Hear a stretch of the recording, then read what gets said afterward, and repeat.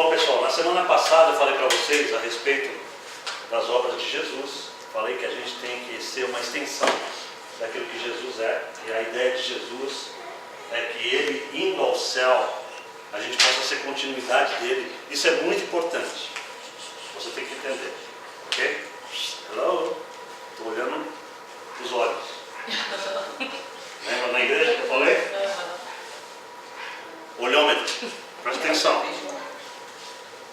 Nós temos que ser continuidade de Jesus. Jesus foi para o céu, mas mandou quem de volta? Espírito Santo. Existe alguma desculpa? Ah, Senhor, o Senhor foi embora, não abandonou nós sozinhos aqui. É isso? Jesus falou assim: eu estou indo embora, mas eu não vos deixarei órfãos. Eu vos enviarei o Espírito Santo, que estará convosco todos os dias. E ele continuará as obras que eu estou fazendo agora. São vocês que continuarão fazendo. Olha a responsabilidade desse negócio. De repente o Giovanni está lá no Venetian, alguém cai lá na frente dele, e ele é um crente em Jesus. E ele também é um crente em Jesus, faz parte do reino de Deus, mas ele também é manobrista do Venetian. Ele está cumprindo dois papéis: o papel de cidadania humana e o papel de cidadania do céu. E se ele for movido pelo Espírito de Deus que habita nele, ele pode colocar a mão sobre essa pessoa e falar: Senhor, e agora? O que eu faço? E o Espírito de Deus pode dar um prompt dentro dele e falar: faça isso, fale tal palavra.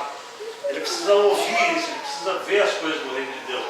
Mas pastor, esse negócio aí não existe, ou então isso daí é só para gurus espirituais elevadíssimos. Não é verdade isso. A igreja de Jesus Cristo nunca foi vontade de Deus que a igreja perdesse esse poder do passado. Ok? A vontade de Deus é restaurar na igreja os dons do Espírito de Deus, é restaurar em nós as capacitações que o Espírito Santo quer trazer para nós. De repente a Michelle, o Júnior, ou qualquer um de vocês pode interceder por alguém numa hora de muita crise. Deus pode colocar você numa situação assim só para ver qual é a sua. Eu vou dizendo logo. Porque agora que eu estou ensinando, Deus pode cobrar. Antes não. Mas agora que você ouviu e aprendeu, Deus agora vai pôr um endemoniado na tua frente. Ave Maria não, Jesus. Já começou errado o negócio. Se você falar Ave Maria, eles não vão reconhecer essa autoridade. Você tem que falar Senhor Jesus. Misericórdia. Ok, pessoal? Então, a semana passada eu falei um pouquinho sobre como que Jesus agia. Vocês aprenderam coisas incríveis, porque vocês talvez não sabiam que Jesus não agia como Deus. Ele agia como um homem ungido, embora fosse Deus.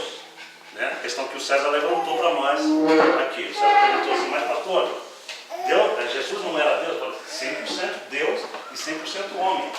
Mas no texto de Filipenses que Paulo trouxe para nós vimos que Jesus se despojou de todos os potenciais divinos para que ele agisse como um homem. Por quê? Para que ele pudesse ser o modelo substitutivo ideal do homem. Se ele estivesse agindo como Deus, aí ele não estava substituindo nenhum de nós, porque nós não somos deuses.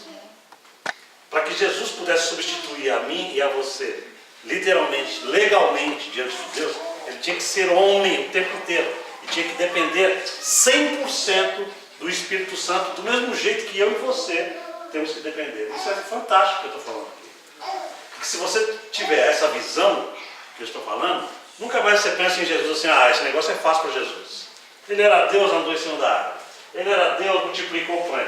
Não, Jesus fez tudo isso como um homem, capacitado totalmente pelo Espírito Santo. Coisa que eu e você, a gente não consegue realizar, por causa que nós temos uma coisa chamada o quê? Pecado. O pecado é esse bloqueio que está na nossa alma, que não permite que a gente seja igualzinho a Jesus na alma. Mas nós somos idênticos a Ele em espírito já. O que Deus quer de mim e você é que a gente comece a adaptar a nossa mentalidade à realidade de quem nós já somos em espírito, para que dentro de nós haja uma expansão daquilo que nós somos em espírito, a fim de que a nossa mente comece a incorporar a fé de Cristo, a capacidade de Cristo na mente.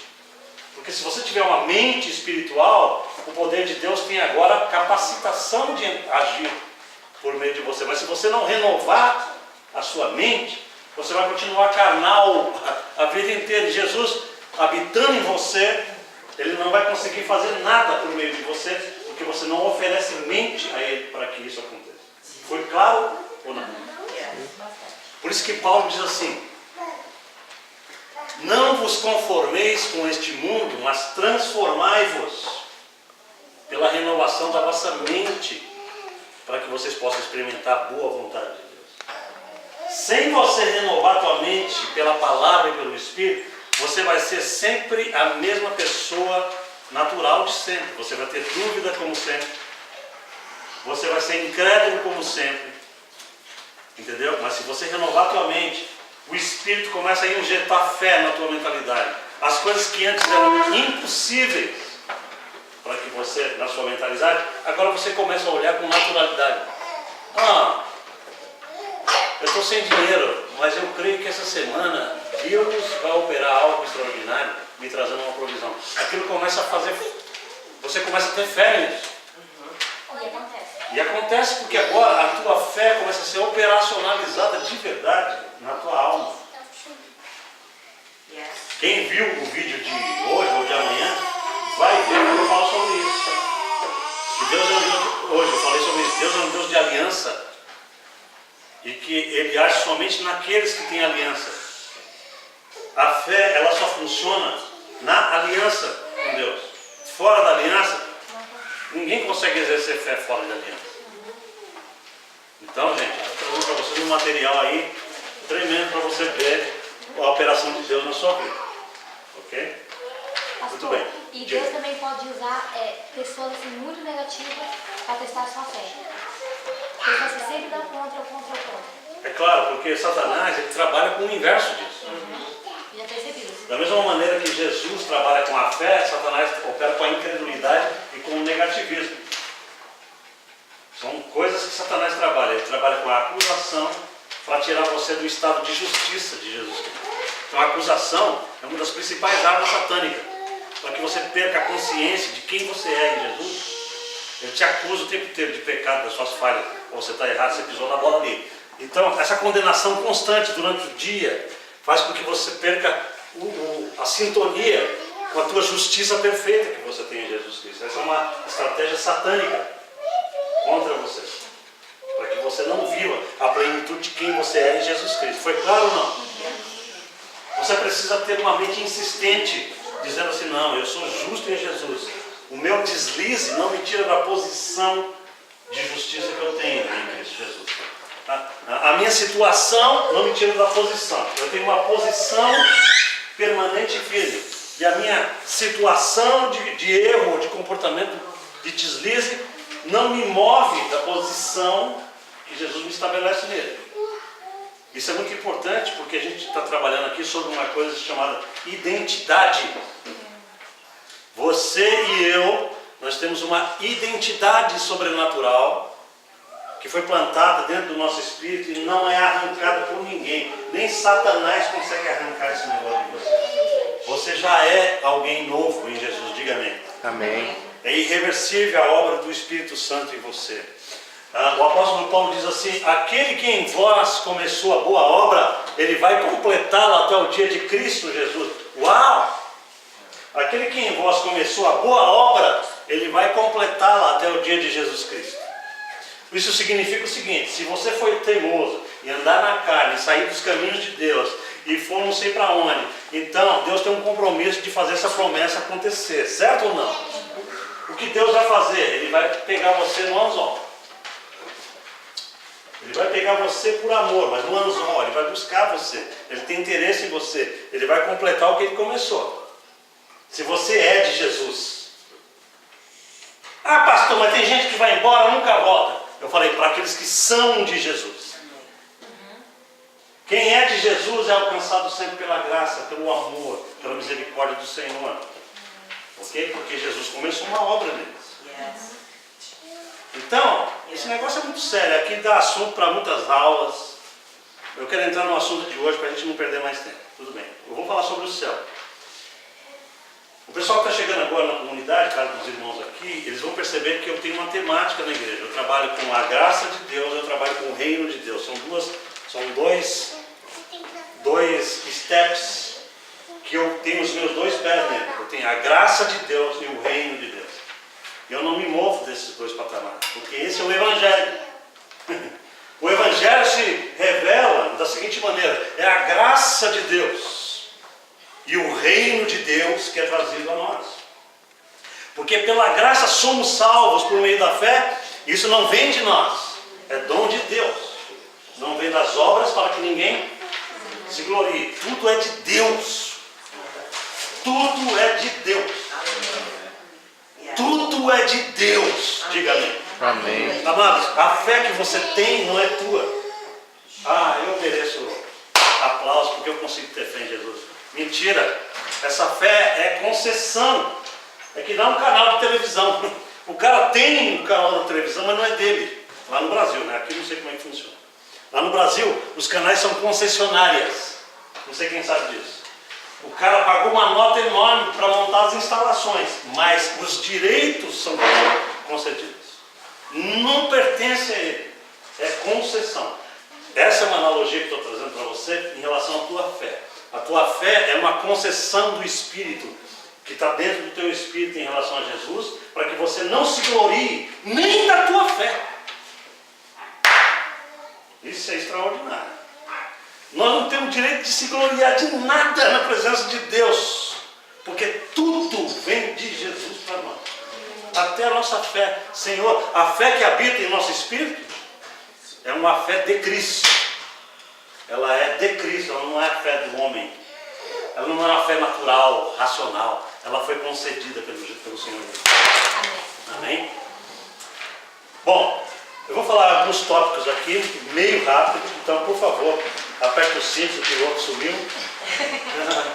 Nós vamos ter que voar aqui nesse tempo, ok? Presta atenção. Rapidamente, o que eu vou fazer com vocês aqui é passar um filme na mentalidade de vocês, desde a criação até Jesus. Vai ser uma coisa rápida. E você vai ter que entender isso. Como, pastor? Não sei, presta atenção. Vou falar um pouco sobre a criação, ok? A criação está marcada no livro de Gênesis, capítulo 2 e 3. No início, quando Deus criou a terra, presta atenção. Lá no início, em Adão e Eva, quando Deus plantou aquele jardim e falou para Adão e Eva: queridos, vocês vão estar nesse jardim que eu plantei para você. Aquele jardim estava no planeta Terra, ok? Naquele momento havia uma unidade perfeita entre terra e céu. O céu estava unido com a terra. Havia manifestações celestiais na terra, assim, brincando. E Adão e Eva estavam acostumados com aquele sobrenatural acontecendo diante deles. Era natural o sobrenatural. Vocês estão entendendo isso? Por exemplo, Adão foi formado por duas esferas. Ele foi formado do pó da terra. E ele foi formado de quem? Do sopro de Deus. Então ele tinha um elemento terreno e um elemento divino nele. O elemento da terra e o elemento do céu se uniram e formaram Adão. Ok? Naquele momento, a criação lá onde eles viviam era formada por animais. Era uma criação natural, tinha animais verdadeiros, o que nós temos hoje, ok? Plantas que nós temos hoje, mas tinha também uma criação espiritual, convivendo com eles. Eles viam anjos, eles viam animais espirituais, eles viam, como é que fala? Árvores e plantas que não eram naturais. Por exemplo, quando Deus fala que Ele plantou uma árvore do conhecimento do bem e do mal, aquilo não é uma árvore natural, é uma coisa espiritual. Estava numa esfera espiritual, mas dentro da terra, ok? Tinha uma outra árvore no centro do jardim. Qual era o nome da árvore? Estava no centro do jardim. Árvore da vida. Árvore da vida, muito bem, ok? Estava no centro do jardim. Aí, Adão e Eva eram vestidos com a glória de Deus. Eles eram nus de roupa. E você percebe uma coisa: a nudez deles não tinha pecaminosidade alguma, ok? Porque a glória de Deus e a justiça de Deus os cobria. Então, ao longo da Escritura Sagrada, você sempre vai perceber o seguinte: essa questão de nudez ou cobertura da nudez tem a ver não propriamente com a roupa que o sujeito usa, mas tem a ver com essa questão de justiça de Deus no homem. Ok? Quando Adão e Eva pecaram, eles se deram conta que estavam nus. Pela primeira vez. Nós vamos ver isso rapidinho. Mas aí Deus, o que eles fizeram? Eles cozinharam para eles o quê? O que eles fizeram para cobrir a nudez? Com folha de bananeira? Não tinha bananeiro lá. Não. Eles não estavam no país tropical ainda. Não, eles pegaram folhas de figueira. É figueira, tá, eu me confundi, peraí. E fizeram uma sainha. É folha mesmo. Ok? Aí, o que Deus fez? Deus permitiu que eles usassem aquele avental que eles criaram? Não. Porque na visão de Deus, Deus queria mostrar um símbolo ali. Ok? Presta atenção, queridos. Diante de Deus nós não podemos estar nus. Não é nus de físico. Nus sem a justiça de Cristo. Porque senão nós estamos fora da presença dele. Quando Deus matou um animal e pôs uma pele em Adão e Eva, ele estava dizendo o seguinte: a provisão que vocês fizeram para cobrir a nudez de vocês, para mim não funciona, que é as nossas obras. Todo homem, todo ser humano que quiser alcançar justiça diante de Deus, que são as vestes, através das obras, Deus não aceita. Porque é somente pelo sangue que nós somos cobertos com a justiça. Ok? Então Deus, o que ele fez? Fez peles de animais para eles se vestirem, querendo dizer que algum animal teve que pagar o preço para eles vestirem aquela roupa. Nossa, bem inventar hoje ia ficar muito bravo. Como é que é? Os protetores. Os protetores dos animais iam ficar uma arara com Deus. Muito bem. Aí vai. Adão e Eva eram sustentados pelo relacionamento deles com Deus. Eles tinham provisão. Adão não precisava trabalhar. Ele estava day off forever. Agora, o trabalho de Adão não era um trabalho físico, era um trabalho espiritual. Ele tinha ordens. Porque Deus falou o seguinte para ele: presta atenção nisso, que isso daqui é revelação também. Revelação para a sua vida. Quando Deus falou para Adão e Eva assim: eu quero que Adão, você cuide desse jardim para mim. Mas naquele tempo não tinha enxada, não tinha nada disso, não tinha. E ele não conhecia trabalho, porque o trabalho do suor do rosto só veio depois do pecado. Como é que Adão fazia? Ele tinha autoridade na voz para comandar coisas no jardim. Através da palavra de Adão, ele era imitador de Deus. Assim como Deus comanda coisas e as coisas acontecem, a gente tem uma inferência disso. Okay? Não está escrito, mas a gente pode deduzir. Porque Adão não era comandado a trabalhar braçal. Esse trabalho braçal para se dar conta da comida só aconteceu depois do pecado. Quando Adão cai em pecado, aí Deus chega para ele como um sinal de maldição. E diz assim: Adão, de hoje em diante você, meu filho, vai ter que pintar muito apartamento. Quero bater um papo com o Adão quando chegar lá, viu? Sujeitinho, viu? Essa partir de hoje vai ter que mudar, fazer faxina. Ok? Não podemos culpar só o Adão. A Eva tem um dela bem grande. Ok, então o que eu quero que vocês entendam aqui nessa primeira parte é que, primeiro, isso daqui precisa sair na sua cabeça, e ficar na sua cabeça. Que lá no tempo de Adão, o céu e a terra estavam interligados. O céu e a terra se separaram a partir do pecado de Adão. Agora eu vou fazer um resumo para você entender o global da Bíblia. Lá em Jesus, vai haver de novo a reunião do céu e da terra. Olha quanto tempo isso levou. Nossa, põe 1000 anos. Desde Adão até Jesus, Foram muitos anos. Quantos anos foi? eu calculo aí pelo menos, Uns 5 mil. Evolução. eu calculo quase uns 10 mil anos. Nossa. Eu calculo, é um cálculo meu. Né? E a gente não pode entrar nesse mérito do evolucionismo, né? Porque o evolucionismo ensina, porque o planeta Terra, eu não quero entrar nisso aqui porque é confusão, dá a impressão que a Bíblia está se chocando com a ciência. Ok? Mas do ponto de vista bíblico, a Terra é super recente. E vai chocar a mentalidade dos evolucionistas. Então os caras falam que a Bíblia, que Terra tem milhões e bilhões de anos.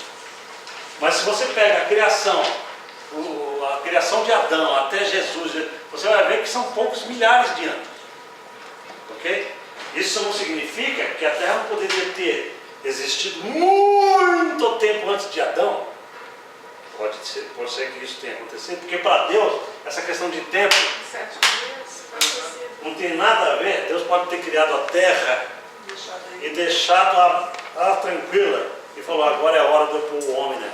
São mistérios que a gente não conhece. Eu não estou entrando nesse mérito, vou sair agora.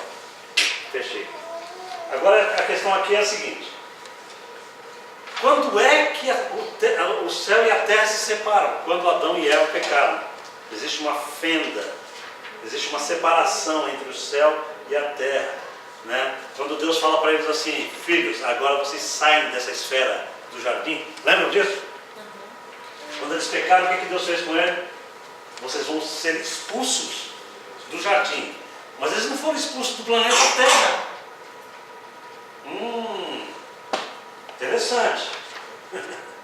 Eles foram expulsos de um lugar chamado jardim, onde tinha comunhão do céu com a terra. Mas eles saem do jardim e continuam na terra, mas já não existe mais comunhão do céu com a terra. Isso me diz claramente que nesse lugar específico, que a gente não sabe onde é, não adianta especular. Era na África. Todo mundo fala que é na África, por causa do rio Eufrates que está lá escrito, rio Tigre. Existe uma teoria sobre isso. Alguns dizem que Adão era negro, por causa do fato de... Então, existe uma série de coisas aí. Mas o que nós podemos pensar aqui, que não é especulação, é bíblico, é o seguinte: eles foram expulsos da esfera celestial do Éden e passaram a viver na esfera natural que hoje nós conhecemos, que é essa terra, ok? E nós estamos aqui. O que vocês vão ver agora é que Adão e Eva morreram em espírito no momento que eles pecaram. Porque Deus disse assim para eles: no dia que vocês comerem desse fruto, vocês vão morrer. Mas eles morreram em espírito no dia que eles comeram. Eles só foram morrer fisicamente, sabe quantos anos depois? 900 e poucos anos depois. A estrutura biológica desses caras era incrível. Porque embora eles tivessem caído em pecado, os efeitos do pecado na raça ainda não eram tão devastadores quanto são hoje. Eles ainda estavam meio intactos, biologicamente falando. Então, o DNA dos caras, a estrutura biológica, isso aqui é assunto para outra coisa, para você pensar depois, era totalmente diferente da nossa hoje. Que a gente dá um espirro, pega a gripe, e a pneumonia. Isso não existia nos caras. E não tinha churrasquinho, cervejinha? Não tinha nada disso, entendeu? Não tinha nada disso. Cigarro, né? Maconha, não tinha nada disso, exatamente. Tudo que o Satanás inventa, ele vai querer destruir o ser humano, inclusive na comidança. Se o Satanás puder destruir você comendo, ele vai. Eu acredito nisso. Já que ele levantou a bola ali, eu estou chutando para o gol. Ok? Tudo que você pensa assim, é bom para mim e está sendo feito na carne, Satanás dá uma ajudinha. Ele quer matar, roubar e destruir. Entendeu? Está gravando aí, né? Segura essa, grava essa. Amém. Então vamos lá. Adão e Eva morreram em espírito e a terra e o céu se separaram. Aí eles se perceberam nus, eles tiveram vergonha. Olha na sua apostila aí, acompanha comigo. Ok? Terceiro ponto, a visão deles mudou. Por quê? Porque a palavra de Deus diz assim: então os olhos deles se abriram. Está escrito em Gênesis. Mas se abriram para quê? Era maldade. Para maldade, muito bem. Porque antes eles não enxergavam a malícia. Então, essa abertura de olhos, na verdade, foi uma cegueira. Porque eles se cegaram para o sobrenatural e começaram a enxergar o natural. Este é o grande problema que atingiu todos nós. Porque hoje, quando Deus fala para você assim: eu quero que você creia em mim, apesar dessa circunstância que você está vivendo, você tem uma dificuldade enorme para acreditar nesse negócio. Porque você está tão acostumado a enxergar só o natural, que você precisa de uma tremenda transformação de mentalidade pelo Espírito para começar a chegar aqui onde Deus quer que você chegue. Seria o inverso, então, né? Seria o inverso.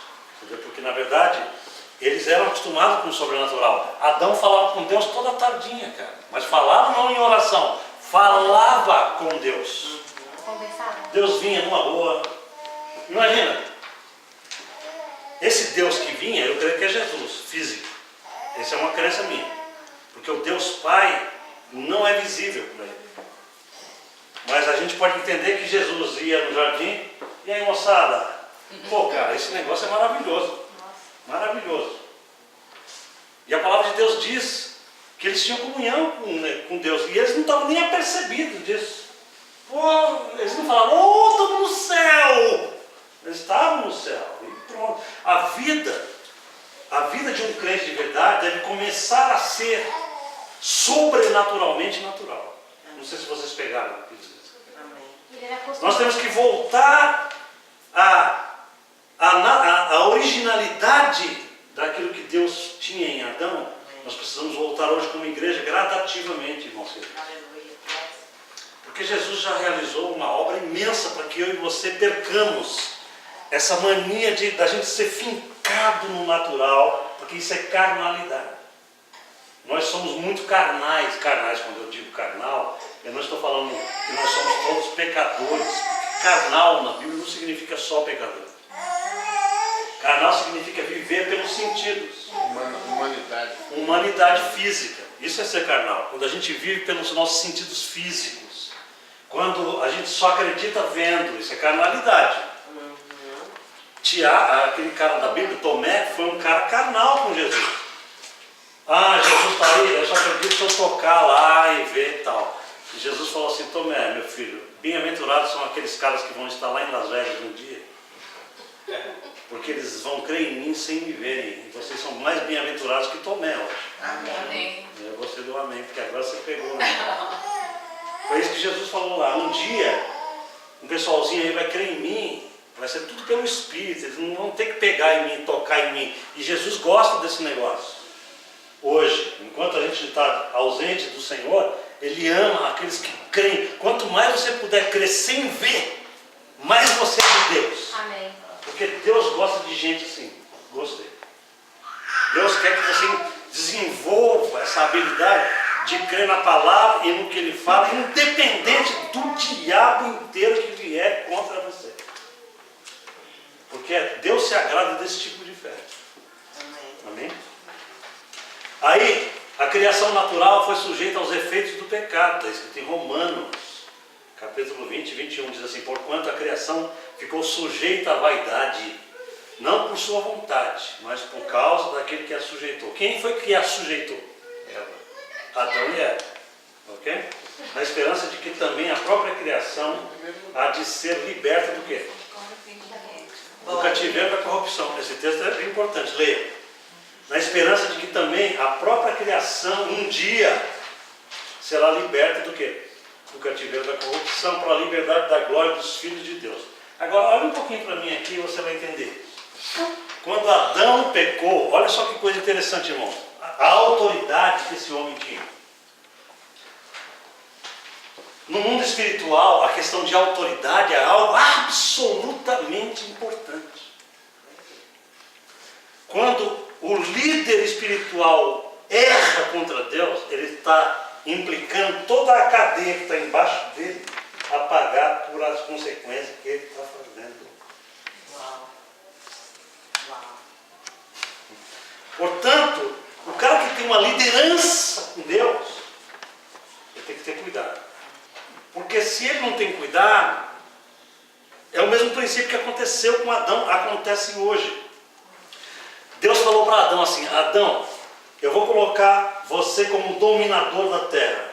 Domine a terra, sujeite a terra. E todo esse universo físico que você está vendo, está debaixo do teu comando. Ah, que coisa maravilhosa. Portanto, cuidado com o que você faz com tudo isso que eu estou te dando. Porque quanto mais privilégio nós temos de Deus, maior a responsabilidade que nós ganhamos de Deus. Quando Adão pecou, ele não lascou só a vida dele, ele lascou a vida dele, a vida da mulher e também de toda a raça que vinha atrás dele, que somos nós. Até Jesus. E até a criação toda, os planetas, as galáxias, a Terra inteira, e as plantações e os animais foram afetados por esse negócio. Mas foi só até Jesus, não foi? Ok? Jesus veio tirar essa maldição legalmente de cima da terra e de Adão. Mas Jesus ainda não restaurou todas as coisas. Ainda existe AIDS no planeta. Ainda existe câncer no planeta. Ainda existe planetas se chocando. Ainda existe cometas desmiolados batendo na órbita de outros planetas. Esse negócio é um caos. Em Deus não existe caos. O governo divino não permite caos. Vocês estão entendendo isso, irmão? Amém. Sabe essa loucura de um cometa maluco se vier bater na Terra e pá, destruir a Terra? Isso não é de Deus. Isso é efeito de Adão. Adão deixou esse negócio maluco. É o que esse texto está dizendo. Esse texto está dizendo, eu vou ler de novo. Diz assim: porquanto a criação toda, o universo todo, ficou sujeito à vaidade, ao pecado. Não pela vontade própria da criação, mas por causa daquele que a sujeitou, Adão, que tinha o governo sobre tudo isso. Na esperança de que também a própria criação um dia há de ser liberta do cativeiro da corrupção. Ok? Então veja, eles perderam o relacionamento com Deus. Eles não foram mais sustentados por Deus. Em Gênesis 3,19 entra aquele versículo para nós, né? Do suor do teu rosto comerás o teu pão, até que tornes a terra, porque dela fostes tomado, porquanto és pó, e ao pó tornará. Irmãos queridos, aqui ele perguntou algo aqui importante, sobre o que Jesus fez.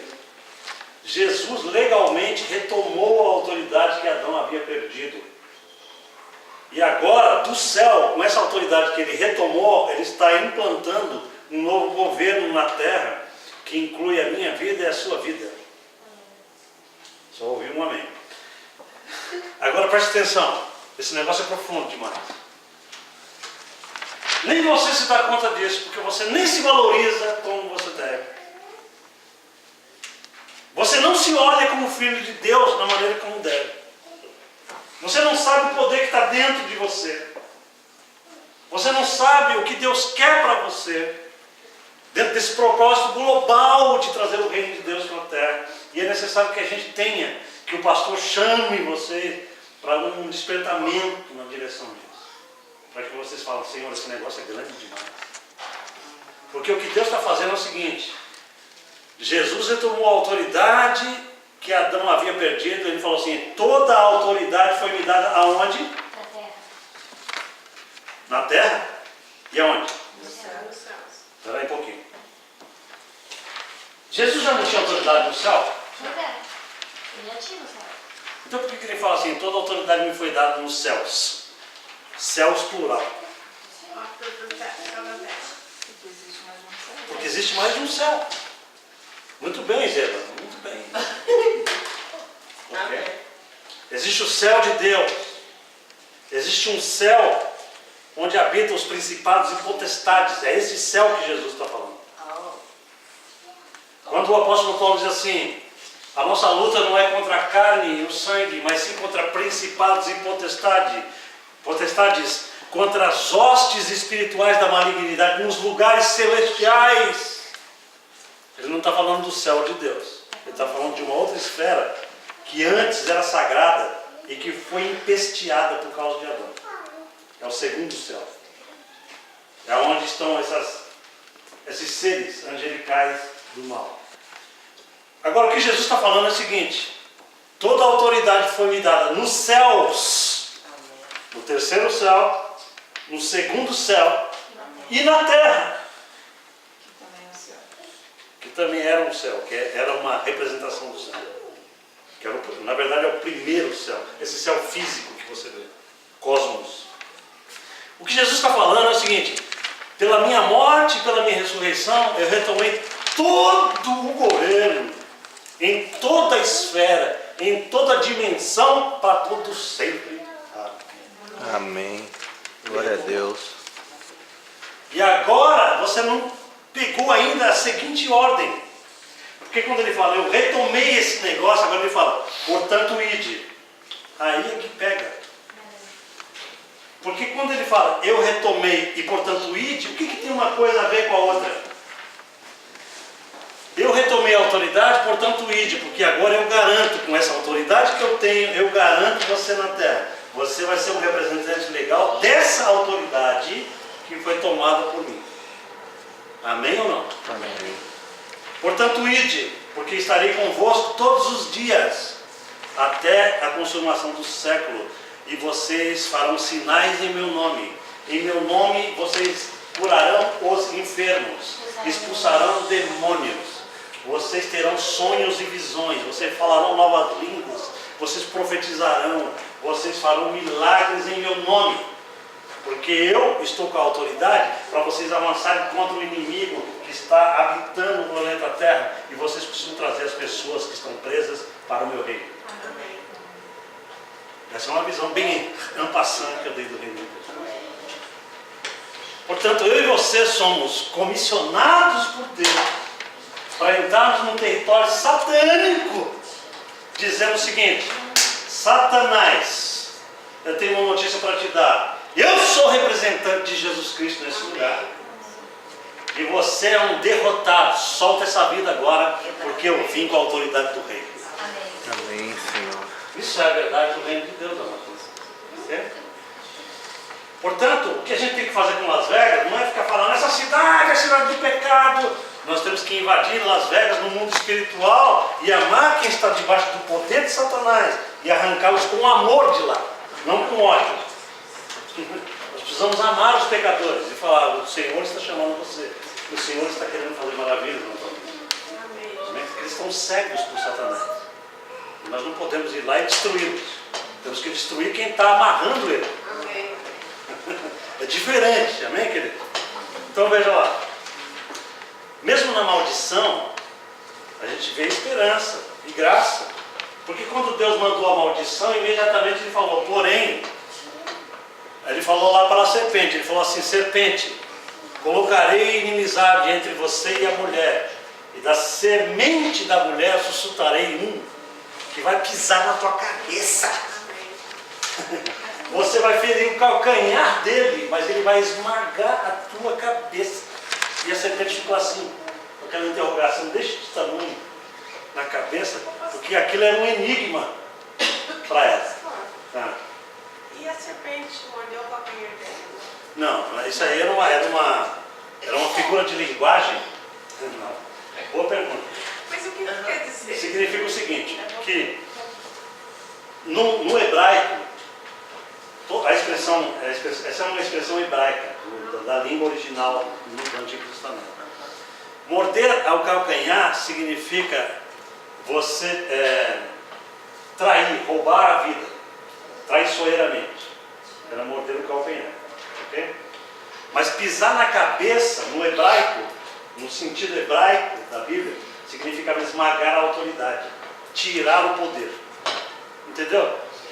Deus não falou assim que a Satanás ia pisar na cabeça de Jesus, ou da semente da mulher. Falou o inverso. Você vai conseguir feri-lo no calcanhar. Você vai matar Jesus. Satanás de fato matou Jesus fisicamente. Mas o que ele não sabia é que essa morte física de Jesus era a destruição total dele. Aleluia. Ele não sabia disso. Ele ficava falando, que negócio é esse? Durante milhares de anos ele ficou pensando naquilo. Peraí, o que significa isso? E ele não entendeu nada. Tanto que não entendeu que se ele tivesse entendido, ele tinha feito de tudo para Jesus não morrer. Não mata esse cara não. Ia salvar ele. Porque era a salvação dele. Mas agora ele não sabia e ele armou um plano através das pessoas. E ele matou Jesus. E Jesus está calmo. Porque Deus tem o controle de todas as coisas. Amém. Jesus vai para a cruz como um cordeiro mudo e calado, falou, estou me entregando. Pode me matar, porque isso é entrega. Jesus falou uma frase que eu acho incrível. Jesus disse assim, ninguém tem o poder de tirar a minha vida, que é autoridade isso. Então os caras ficavam fazendo plano para matar Jesus toda hora lá, aqueles fariseus, aqueles doutores da lei, ficavam, nós temos que matar esse cara, ele está agitando muito a cidade. Não era isso? Jesus mandou um aviso para Mas eles. eles não tinham, Jesus nunca deu para eles motivo para eles chegarem a tanto. Não, Jesus deu um motivo para eles chegarem a tanto que eles no fim mataram Jesus. Ok? Quando chegou o momento de Jesus falar, é hora. Que ele disse que era. Que ele disse que era hora, exatamente. Porque se Jesus não tivesse essa autoridade, ele já tinha matado Jesus há muito tempo. Quando os caras pegam Jesus e levam no abismo, eles levaram Jesus, um grupo de religiosos, levaram Jesus para a beira de um abismo. E iam empurrar Jesus de lá. Jesus vira do abismo e pelo poder do Espírito, ele passa no meio de todo mundo, os caras vão tudo caindo assim, porque ele usou o poder sobrenatural do Espírito Santo para se livrar da morte. Não é a hora de eu morrer. Jesus não chamou anjo nenhum, não chamou a guarda nenhum. Quando ele precisava agir com esse tipo de poder, ele agia, mas não era a hora dele morrer. Vocês estão entendendo isso? Aí ele fala assim, ninguém tem o poder de tirar a vida do Filho do Homem. Eu voluntariamente dou minha vida por amor do meu povo. Amém? Então Satanás não sabia de nada disso. Aí vai indo, e ele mata Jesus e perde o poder. Essa é a verdade. Ok? Aí vai. Jesus, então, é o homem da nova criação. 1 Coríntios 15, 45 e 48 diz assim, assim também está escrito, o primeiro homem que foi Adão, tornou-se alma vivente. O último Adão, que é Jesus, tornou-se espírito vivificante. Mas não é primeiro o espiritual, senão o animal, depois o espiritual. O primeiro homem, sendo da terra, é terreno. O segundo homem é da onde? Qual o terreno? Também são os terrenos. E qual o celestial? Também os celestiais. E assim como trouxemos a imagem do terreno, que é Adão, nós traremos também a imagem de quem? Do celestial. Os irmãos entenderam isso? Presta atenção. Em Adão foi formada uma raça humana. É isso que Paulo está dizendo assim. Assim como Adão era animal, animal aqui não significa um bichinho, significa físico, biológico, humano. Assim como o animal gerou animais humanos, biológicos, assim o espiritual, que é Jesus, está gerando uma raça toda de espirituais. E Satanás não consegue segurar mais isso. Cada vez que alguém levanta a mão na igreja e fala, eu quero Jesus, nasceu mais um do Espírito ali. E vai indo. Que nem semana passada uma pessoa lá aceitou Jesus. O que está acontecendo? Jesus está revolucionando esse negócio. Porque Jesus é o cabeça da nova criação. Aí entra a questão da queda. A questão dela foi a seguinte, mas Jesus não restaurou todas as coisas? Ainda não. Preste atenção. Jesus vai fazer uma nova criação com esse universo todo. Está escrito, eis que farei um novo céu e uma nova terra. Mas essa criação que um dia vai acontecer de fato, já começou de fato. Onde, pastor? Em seres humanos. Entenderam isso? A nova criação que ainda está por vir, quando Deus restaurar todo o universo e formar uma nova terra, essa nova criação já está a caminho, porque ela já começou, mas ela começou em humanos. Você e eu somos novas criaturas da nova criação já. Entendeu como funciona? Quem está em Cristo, aquele que está em Cristo, nova criatura é. As coisas velhas já passaram, esse que tudo se fez novo. Você e eu já fazemos parte dessa nova ordem. Oh, aleluia! Amém. Glória a Deus. Glória a Deus! E a gente tem que ter essa coragem da glória. Amém. Amém? Eu e você fazemos parte dessa nova ordem, cara. É coisa tremenda esse negócio. Você já não é mais uma velha criatura de Adão. Pare de pensar como uma velha criatura. Comece a andar como uma nova criatura. Comece a exercitar os dons da nova criatura. Amém. Aí vai. Céu e terra são reunidos novamente em Jesus. Na pessoa de Jesus e no futuro, quando ele trouxer a nova Jerusalém. Amados irmãos, presta atenção nisso. Haverá um momento em que o céu e a terra serão unidos definitivamente para todo o sempre, outra vez, como lá no Éden. Quando? Jesus voltar. Quando Jesus voltar, estabelecer o governo e Deus montar uma nova terra para nós. Nessa nova terra haverá uma coligação perfeita do céu de Deus, terceiro céu, com essa terra. João, na ilha de Patmos, ele teve uma revelação de Deus e disse o seguinte: eis que vejo a nova Jerusalém descendo como uma noiva. Não é isso que está escrito lá? Eu vejo a nova Jerusalém que desce do céu e se une à terra. Novamente haverá uma fusão do céu com a terra. Por enquanto parece distante esse negócio, mas aguarda para tu ver. Aguarda para tu ver. Amém, querido?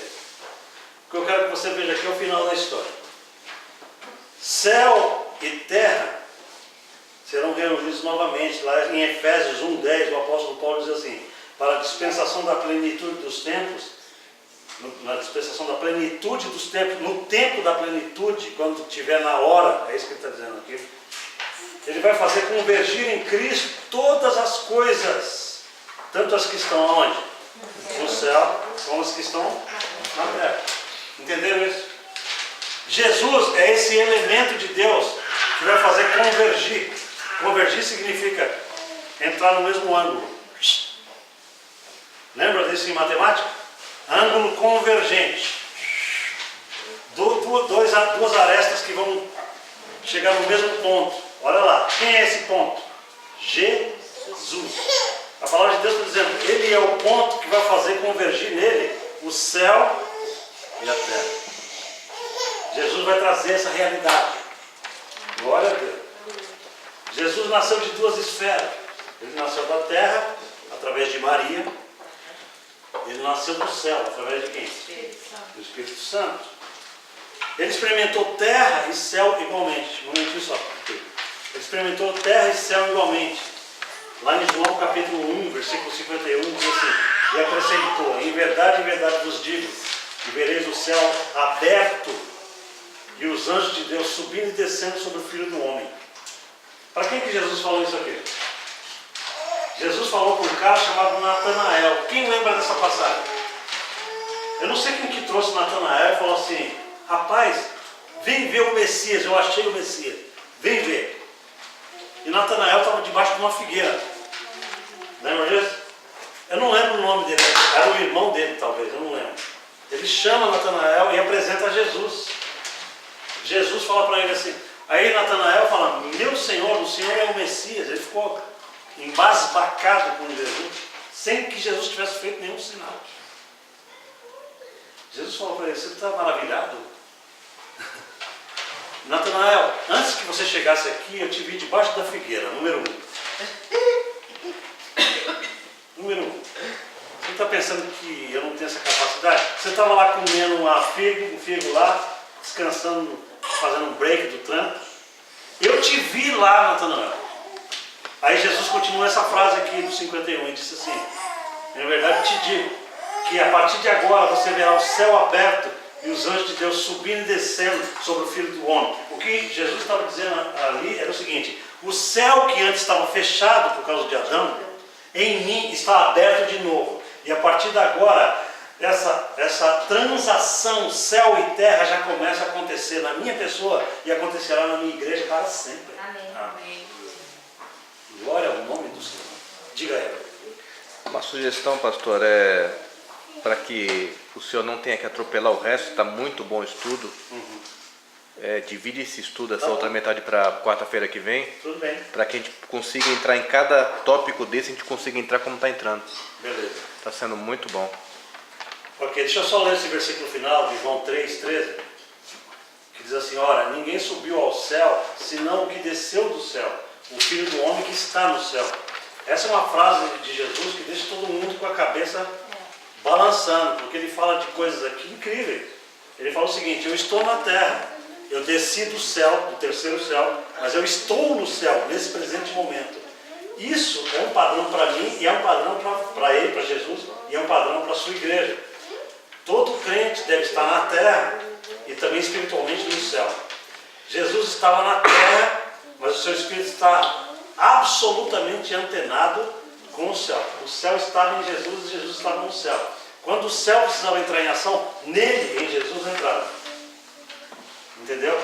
Embora a dimensão céu não está ainda ligada à terra, porque isso só vai acontecer quando a Nova Jerusalém vier e Deus unir de novo. Portanto, os humanos em Cristo têm essa capacidade de unir céu e terra em seus espíritos. Cara, isso é coisa tremenda. Assim como Jesus fazia isso, Ele quer que eu e você façamos. Entenderam? Vou terminar aqui porque ficou feijoada. Eu vou terminar. Ficou uma feijoada, nós vamos terminar pelo seguinte. Nós somos comissionados por Deus para, através da oração, através da disciplina da nossa vida espiritual, essas habilidades do Espírito de Deus comecem a crescer em nós e as coisas celestiais se manifestam com mais frequência em nós. Amém? Existe um progresso nisso. Isso não acontece assim. Nós precisamos crescer de grau em grau. Jesus não precisou disso. Jesus era perfeito nisso. Mas nós crescemos de glória em glória. Amém? Ok? Diga. Eu já entendo um pouco diferente aqui. Não sei se a minha interpretação está errada. Mas quando ele diz assim, olha, ninguém subiu ao céu, senão o que desceu do céu. Quem desceu do céu foi Jesus. Filho do homem, Deus, que está no céu. Então, ele não quer dizer que ao mesmo tempo que ele está na terra, ele está no céu? É. Claro. Foi o que eu falei. Porque ele é Deus. Exatamente. Então, ele está aqui embaixo, mas ele está no céu também, porque ele é a mesma pessoa. Exatamente, porque ele estando na terra fisicamente, ele falou de um mistério, que é o mistério físico e espiritual. Entendeu? No físico, nós somos cidadãos da terra. Nós somos da terra. Espiritualmente do céu. Mas espiritualmente nós somos do céu. Ok. Jesus era o modelo ideal disso. Ele estava fisicamente na terra, ele era um homem, filho do homem. Tanto que ele se chama de filho do homem aqui. Ele não fala filho de Deus. Percebeu isso? Jesus não se autodenomina filho de Deus. Interessante isso. Por quê? Porque ele queria focalizar a humanidade dele. Jesus queria focalizar que ele era verdadeiramente humano. Por isso que toda vez que ele fala de si mesmo, ele fala o filho do homem, por causa disso. Então o que ele estava dizendo é o que o César estava falando ali. A tua interpretação não está errada. Entendeu? A interpretação sua está correta. Mas o que Jesus está falando é o seguinte: o filho do homem, que sou eu, tem uma parte nele que é da terra hoje, está na terra. Mas ele também já está no céu, apesar de não ter voltado ao céu ainda. Porque o Espírito é essa coligação perfeita do céu com a terra. Por isso que Jesus falou, o reino dos céus está dentro de vós. E quando ele fala filho do homem, o que esse homem então quer dizer? Se não é Deus, o que quer dizer? O homem físico, o ser humano. Ele quer dizer que ele, Jesus, era filho legítimo de um ser humano, que é Maria. Maria era representante legal da humanidade. Mas Maria não é homem. Mas não é homem, mas ela é É o ser humano. um ser humano. Então a palavra homem tanto faz o sexo. Exatamente. É como lá em Gênesis. Se você pegar o texto original do Gênesis, quando Deus fala, então Deus fez o homem, macho e fêmea. A palavra homem na Bíblia não significa macho. Entendeu? A Bíblia é bem profunda, irmãos. Pega o texto de Gênesis. Então criou Deus o homem, macho e fêmea os criou. Deus criou macho e fêmea, homem. Homem significa em hebraico da terra. Adam. Adam em hebraico significa que veio da terra. Ok? E essa palavra Adam significa o gênero de seres que Deus criou, macho e fêmea. Não significa masculino. Ok? É por isso que ele é chamado filho do homem, Adão. Ele é chamado de filho do gênero humano. Maria. Maria é homem do ponto de vista da raça. É representante legal da raça. E o Adão, É legal você saber disso. Como? O Adão primeiro, então, podia dizer que era filho de Deus. O Adão primeiro, ele poderia dizer que era Criação. Não podia falar que era filho do homem, porque ele não veio da Ele é criação, né? Ele podia dizer, não, ele era filho de Deus em espírito, da mesma maneira que nós somos hoje. Porque ele foi criado também da terra. Porque ele foi criado da terra e recebeu o Espírito de Deus. Nós também fomos criados da terra em Adão e já recebemos a nova natureza do Espírito de Deus. Amém? O que Jesus fez foi trazer tudo de volta à originalidade. Mas nós estamos passando por um processo agora. E eu quero falar semana que vem sobre isso. Foi boa a ideia do irmão, foi dirigido pelo Espírito Santo. Porque aí a gente esmiuça mais, a gente para sempre, deixa esse negócio abaixar melhor. Tá tão bom que já faz 1 hora que você está falando, então nem vê passar. Agora, você pode perguntar para mim, pastor, como é que a gente vai chegar num ponto prático nisso tudo? Poxa vida, isso tem tudo a ver com a prática diária da nossa vida.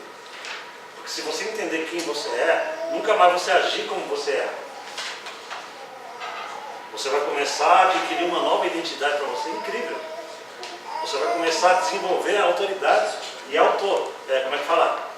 O que a palavra de Deus diz, essa intrepidez, essa ousadia de ser quem você é em Cristo. Isso é maravilhoso. Você não precisa ser tímido em relação às coisas do Senhor. Podemos falar um pouquinho disso semana que vem. Tem gente que fala assim, não, eu sou humilde. Deus quer que você seja humilde em certas coisas e ousado em outras. Na sua identidade você tem que ter muito ousado, você tem que ser um leão. Mas na sua condição de fraqueza você tem que ser um cordeirinho. Senhor, eu reconheço que a minha alma e a minha carne ainda tem fraqueza. Então, humildade. Eu sei que eu preciso melhorar nisso, nessa parte. Porém, Senhor, aí trepidez de novo. Porém, o meu espírito é do Senhor e agora com a tua autoridade. Então a gente é essa mescla em nós. Falei, pode mastigar, come a laranja, depois da feijoada. E eu tenho que ver mais 10 vezes mais para conseguir assimilar. Amém. Queridos, vamos orar juntos. Eu acho que você está aprendendo a palavra. Eu não gosto de dar lições superficiais. Se você vem aqui para aprender o beabá do Evangelho, a gente está no lugar errado.